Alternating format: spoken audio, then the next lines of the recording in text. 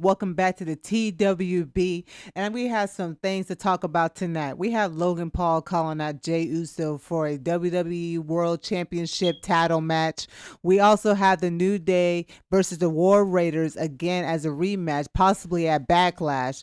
We have Paul Heyman explaining to Sami Zayn and to the WWE Universe that Braun Breaker is the key to whatever master plan they got stored for us.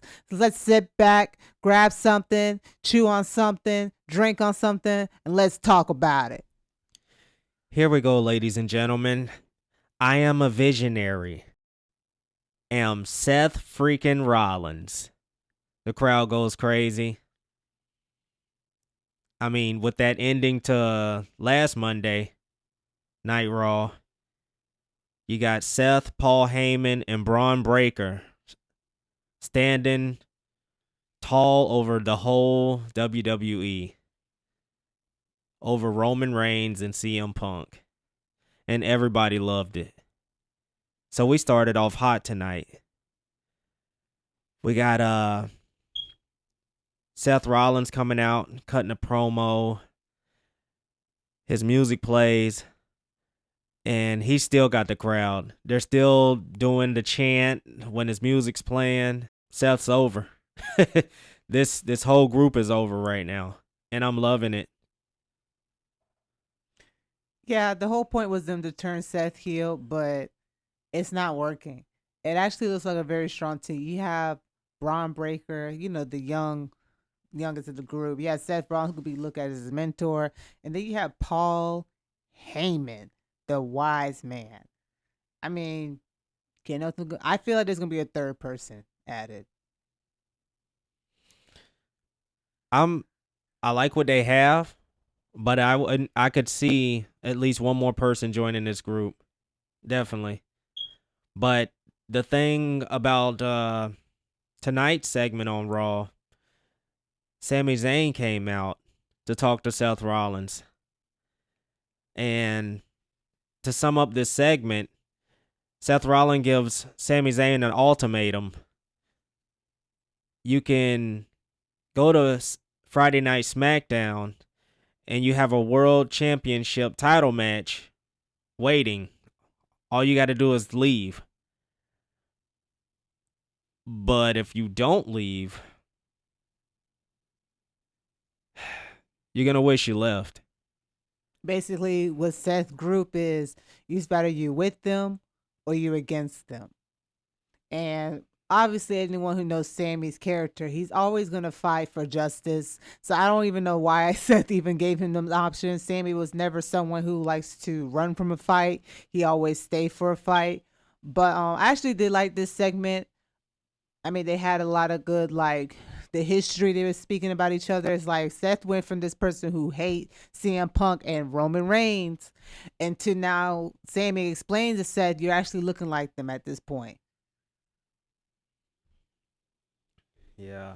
Like something that I remember from this segment is Seth Rollins was talking about how Sami Zayn gave him advice on being a father, and that was something that Seth Rollins, cherished. That was, and he just reminded him, he really appreciated it.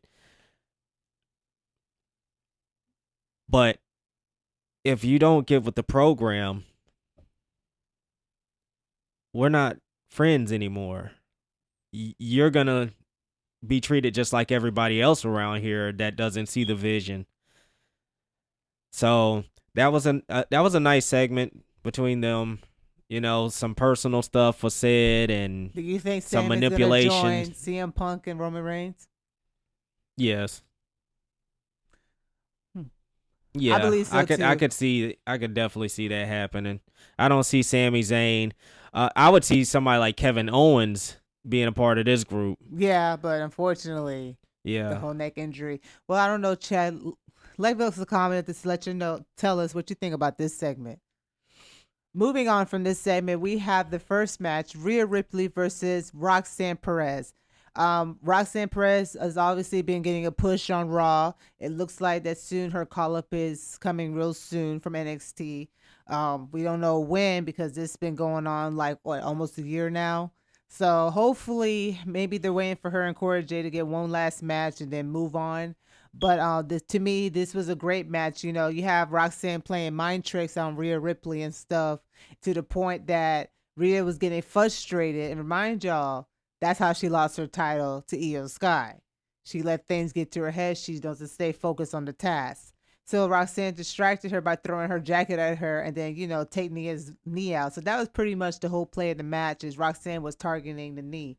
But we have Roxanne made a new friend in NXT. Julia came out and interfered in the match to the point that both Roxanne and Julia pretty much put a beating on Rhea Ripley to the point that Io Sky came to save her. But that was an epic fail because, again, Julia and Perez had the upper hand. I'm actually looking forward to this fraction that Julia and Perez is kind of doing.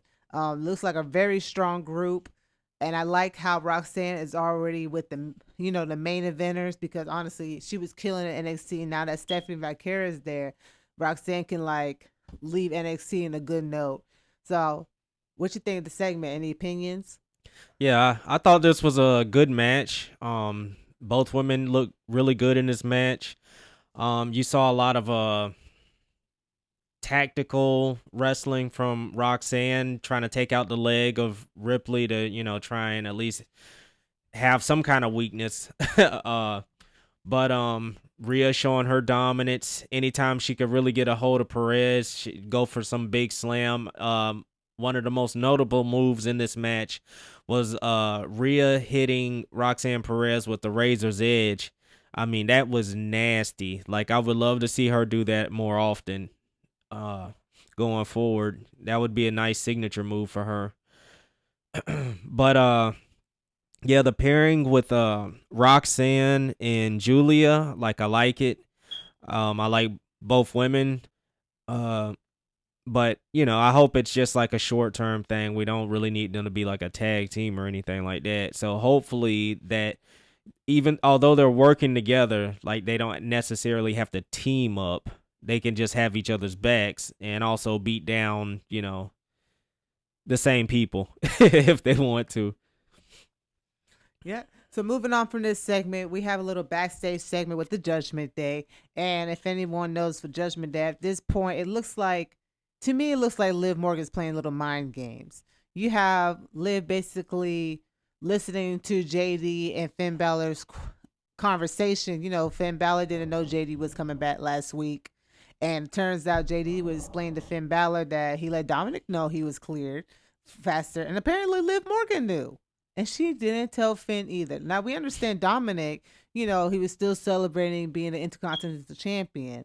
But it looks like that they're secretly Liv is trying to remove Finn Balor from the equation.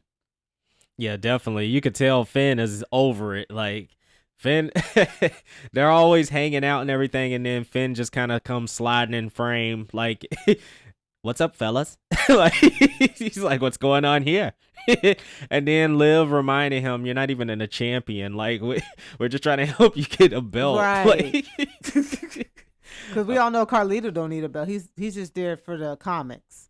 Yeah, like Carlito kills like any segment he's in. Yeah. Like his facial expressions with the apple and yeah, like he had a funny little segment at the end of this. But yeah, this was a good segment. I kind of like what they're doing with the Judgment Day again. Like they kind of got stale to me for a little while, but with JD McDonough back and with Dominic being an Intercontinental Champion, Liv and Raquel, they tag team women's champion.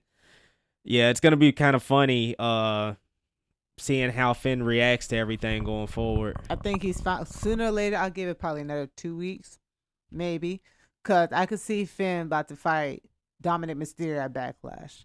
That's to the point where he just snaps and just attacks Dominic and everything. And then it's like, that's how you, which honestly, I don't want to break up the Judgment Day because it's like, you already got rid of Rhea and Damian Priest. Now you're trying to get rid of Finn too? Who's next? Dominic Mysterio? So, moving on from that segment, we got another segment, Logan Paul and Jey Uso. So, I know a lot of people don't like Logan Paul. But honestly, I like him. He has a great character and he has really great ring work. He's actually one of, that I could think of right now, one of the celebrities that's actually good all around, mic skills, ring work. So if anyone hasn't seen the segment, basically Logan Paul is coming for Jey Uso's title. And as much as some people like the Yeet, they're not doing nothing with him. I feel like Jey needs to lose the belt at this point. Yeah. I think Jay's one of those type. Like if he ever wins a title, he doesn't hold it for long because he's always better chasing the title. Just like Cody Rhodes. Just saying. We didn't need that 1 year title reign. He could have held it for like a good 4 months, dropped it, and I think AJ Styles would have been a perfect person for him to drop it when they had their like 2 or 3 match, feud. I think AJ should have beat him the first time, and then when AJ lost, he should have faked his retirement. But that's a whole nother topic. With Logan Paul challenging Jey Uso, this will definitely get a good match, another good match under Logan Paul's belt, a needed good match under Jey Uso's belt, because I think Logan Paul's about to do a lot of heavy lifting with this feud and this match. They didn't really let Logan Paul say too much directly to Jey Uso tonight, but going forward, I think Logan Paul's gonna cook Jey Uso on the mic. He's gonna really Gunther might have been intimidating, like an intimidating presence and everything. And Jay could talk a little better than Gunther, but Logan Paul's a different beast. He's good in the ring. He cuts good promos. I mean, Jay's gonna have to really show out. Like he's gonna have to like be on top of his game and some. Cause Logan Paul, like I think he's about to outshine the champ. Oh, of course. Like that's why the segment wasn't really long. It was pretty short. You got Logan Paul disrespecting Jey Uso to the point that Jey Uso just super kicked him, and that was the end of the segment. So there's not much to say about this segment. So we're just gonna move on to the next match. The next match we had the Judgment Day with Carlito versus the War Raiders. This match is basically to crown the number one contender for the New Day's tag team titles. And we also had a New Day basically with the commentators just talking about how come no one ever celebrated them when they won what past 10 belts and stuff. Then you have the Judgment Day doing some dirty work on the War Raiders, and the New Day saying, oh, when we mess with their neck, we got booed. So it's basically the New Day is here for themselves.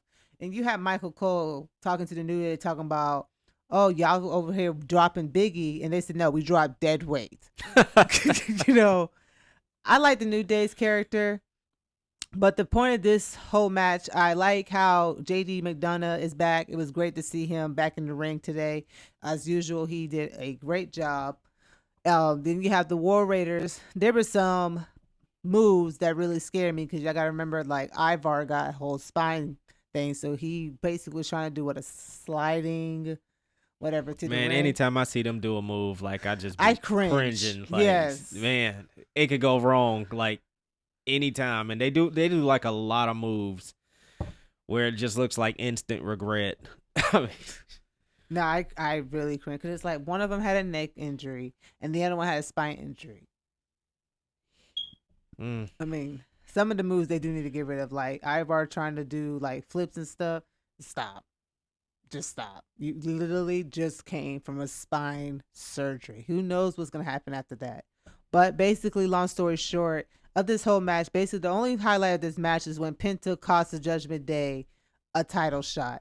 So you have Penta interfere with JD's move, pushing him off the ropes to the point that Ivar and his partner Eric was able to hit their finisher for a 1-2-3. So now we have the New Day versus the War Raiders again. I'm pretty sure at Backlash, and I hope to goodness gracious that they do not give the belts to War Raiders. Yeah, and also if we're gonna do that match, I'm gonna need there to be some like a cage or something. Like I need something to spice that match up with, because if it's just a regular match like the one we got at WrestleMania 41, I'm going to pass on that. Don't want to see it. Nah. But I would like to see Penta versus Dominic Mysterio. I would like to see some kind of feud between them two. I believe we're going to get that because now that, Penta interfered with the Judgment Day business, and we all know the Judgment Day don't like people interfering in their Judgment business. Day business. We already have a match set up with Penta versus JD McDonough and next week, and I'm looking forward to that match. So we'll see what happens there. But moving forward from that, we got Becky Lynch and Lyra Valkyria segment. Basically, Becky Lynch came out to explain why she attacked Lyra. So before I get too much into this segment, I feel like Becky turning heel was a big mistake from WWE because I know their main focus is to get Lyra some fans, but it would have been better, in my opinion, if Lyra was the heel who attacked Bayley. Because it's like these are her two role models. It's like you're already Intercontinental Champion. Why she still needs to be a babyface? She outbeated her role models. Becky never won the belt before. Neither has Bayley. She was better off attacking Bayley. They should have never win the gauntlet match. That's where the attack should have started. Or WrestleMania, whatever. But I'm not going to get too deep into that. So just to get started with the Becky. So Becky basically started out letting people know, oh, she's in her city, Kansas City. And she wants to pretend she was playing detective, explaining to the fans, okay, so basically how Bayley got attacked. She said after looking at the evidence, you don't need to look at the evidence anymore because she's the one that attacked Bayley. Her reasons for attacking Bayley, because if anyone know, Bayley and Becky used to have a feud, and Bayley always caused Becky, heartache, pains, whatever. Fast forward, Becky's claiming that seeing Lyra being with Bayley really hurt her. Now, remind you, before Becky left, her and Lyra was dealing with the Judgment Control. Becky left Lyra alone. That's another reason why I feel like Lyra should have turned heel. But again, we're not going to get into that. So fast forward, you have Lyra coming out explaining, basically trying to get face to face with Becky because she wants to drop Becky for dropping her last week. So Hold up. Before we get to that, man, Becky said something about Bayley that had me agreeing with her. She said Bayley seems to forget what this business is while she's out here going like, everybody please like me, while she's wearing everybody's shirts and she's dancing everybody's music and she's going, why aren't I a bigger star? I was like, yo, she kind of got a point there because she's like always the third person or the second fiddle, whatever you want to call it. Like, she's the background person. Like, Bayley's been stale for a long time. yeah. And Bayley's just pointing it out like, hey, of course I was going to be at WrestleMania. I'm me and you're Bayley. Yes, Becky was basically pointing out that she's her and she's Bayley. Like, you're looking at the star right now. So, unfortunately for Bayley, yes, Becky took her out. That's pretty much probably part of her contract because I'm pretty sure Becky's under like a legendary contract or whatever. But basically, Lyra's putting her belt against Becky Lynch at Backlash. Who didn't see that coming? And we already know Becky Lynch is going to win the belt because they're probably going to have Lyra chasing it again to give her some fans. Because how long could we go, whatever, so often? And then after that, it's like dead. You have the crowd every time Lyra talking about what? What? I'm like, Lord, they should have never made Becky win heel. Yeah. But I'm willing to give this little feud a chance because it finally has Lyra on the microphone about something that you can tell she actually cares about because there's some truth to this. This is going to be a better version of Charlotte and Tiffany. This is basically what this is.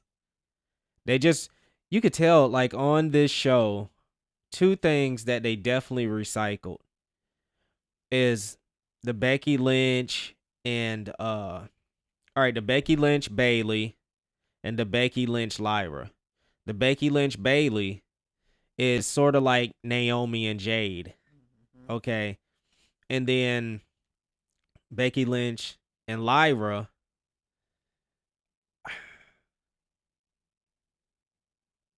that's Tiffany Stratton and Charlotte. I mean, that's my hero or icon or, somebody I looked up to versus the up and comer that I'm tired of people comparing me to. Charlotte didn't like being, compared to Tiffany and it's like I'm Charlotte Flair and she's whoever she is. And that's how Becky Lynch is looking at Lyra like, girl, you just gonna hold me down. So next we have the Rusev promo.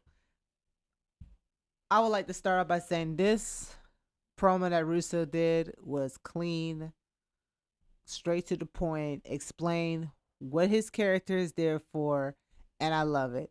He's bringing back the Redeemer, 2.0. Yeah, I was listening for it. Like the only time he really said anything close to Redeemer is let me see. He said once upon a time I had it all. The gold, the fame, the tank at WrestleMania, and then I lost myself. I lost the WWE, and when I went home to Bulgaria, I fell into the abyss. This man said basically he lost it all and he just fell into like a depression. And then he realized he would no longer fight for a woman that's not his or a flag that never was. And he had an epiphany. He was finally freed to crush people, not because he was told to, but because he wanted to. So now he was basically going to do that, what had been done to him, to everybody else. I mean, Rusev is about to he basically just put the whole locker room on notice. That he's basically going to redeem people who lost themselves. Or that's WWE. Just not, it's like, if they're not at a certain level, he's about to put them there the hard way. I like it. Like I'm looking forward to whatever they got Rusev doing. So moving on from that, we have the third match, Stephanie Valkyrie versus Ivy Nile. This was a great match just to speed it up. We have basically Ivy Nile hitting like a lot of great offense and defense. And of course, Stephanie Valkyrie dominating. Basically, Stephanie Valkyrie went with the win. And I'll have to give it to Ivy. I don't really like how Triple H is booking her, but I can see Stephanie Valkyrie obviously must be coming to Raw soon. And those two are not done. I hope they're not done. It was a good match. Stephanie Valkyrie's over. Ivy Nile's been not used as good as she could be used, and I hope going forward they do something with her. They do a lot with her. She needs to be a main character on this show every week if possible. So, yeah, I don't think we've seen the last of these two, and I hope not. So moving on from that, we have a little quick segment where Karrion Kross versus Sami, basically explaining that he hopes Sami makes the right one. I can see, I like Karrion Kross's character. It's like he wants to bring the darkness out of people. It's like that's the only way you're gonna get in top is being there. Look what he did with the New Day. He was, messing with Xavier, whatever. It was getting to him to the point Xavier was able to pass that to Kofi. To the point they just, we don't need Big E. Because remember, first Karrion was trying to get Xavier to drop Kofi, thinking he's a deadweight, but the whole time it was Big E. So basically, he's letting Sami he needs to make the right decision. And of course, we'll see what happens. Moving on, we have Pat McAfee. Hold on. Karrion Kross got these people out here tapping into their ruthless aggression. That's what it sounds like. I like it, though. I like his gimmick. Moving on, we have Pat McAfee and Michael Cole made basically a quick segment. Just Pat McAfee wants to find Gunther at Backlash. That's pretty much what's just going to happen. I'm not even going to get too deep into it, how he explained what he's been through, da-da-da-da. He's just going to find Gunther at Backlash. Yeah, this ain't really worth. I mean, it was a decent little speech or whatever, but she pretty much summed it up. Yeah. So then we have the main event. You know, we have Seth Rollins and Sami Zayn segment. And basically, this is the night where Sami will have to tell Seth if he's going to SmackDown. As we explained earlier, Seth came out, you know, explaining how he's the visionary, he's the host, he's the revolutionary of WWE, and then Sami basically coming out explaining how he don't know or recognize Seth Rollins anymore because he's starting to look like Roman Reigns and possibly CM Punk. So Seth basically saying from the beginning of the show that Sami has till tonight to make a decision. Now, in between the show, we had Paul Heyman coming to talk to Sami Zayn to tell him that he should go to SmackDown because if he don't make the right decision, Braun Breaker is going to fight him tonight. Because basically, as we explained during this recording, we was explaining how Braun is supposed to be the key of the WWE universe, but we'll just have to see because it looks like if they do the story right, I like where this is going. So moving back to the main event, we have Sami came out to confront Seth Rollins, and ladies and gentlemen, Sami Zayn then made his decision, but he made the wrong decision because he decided to stay on Raw, not go to SmackDown to get the cheap way out to get a belt, and he's just going to stop Seth Rollins for whatever madness he has in store for us. So we end up having Sami Zayn versus Braun Breaker, and this match was a whoo. To sum it up, Sami Zayn got his ass whooped. It was sad. Like he probably hit him with like 6 spears tonight. And a a curb stomp from Seth Rollins. Oh yes. That curb stomp, I was like, Sammy's out for the rest of the year. Boy, you made the wrong decision. The wrong decision. This group is looking very strong. I like what I'm seeing. Like I said beginning, you have Seth Rollins as Braun Breaker's mentor. You have the wise man who knows how to give the best advice of any type of situation. And I have a feeling they're going to add a third because we already know after what happened, CM Punk and Roman and Sami's going to be out for a while. Then they're going to come back. They're going to fight them. And I'm pretty sure we're going to get a, triple threat, whatever they want to call it. 6-man tag match at Backlash. Yeah, I can't say I'm looking forward to the match, but we'll see. Yeah, so Monday Night Raw, like there were things that I liked about the show, and there was more things that I liked about the show than that I didn't like about the show.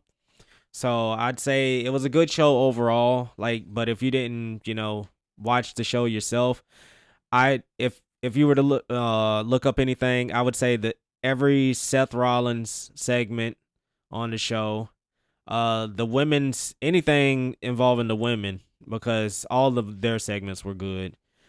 And that's probably it. Well, chat, you can let us know down in the comments what you think about Monday Night Raw. Hey, yo, so that concludes this review of Monday Night Raw. Hey, but before you go, make sure you have that notification bell turned on. So when we drop another video or go live, we will be going live soon. So make sure you don't come out empty-handed. Grab something, chew on something, and drink on something. And let's talk about it.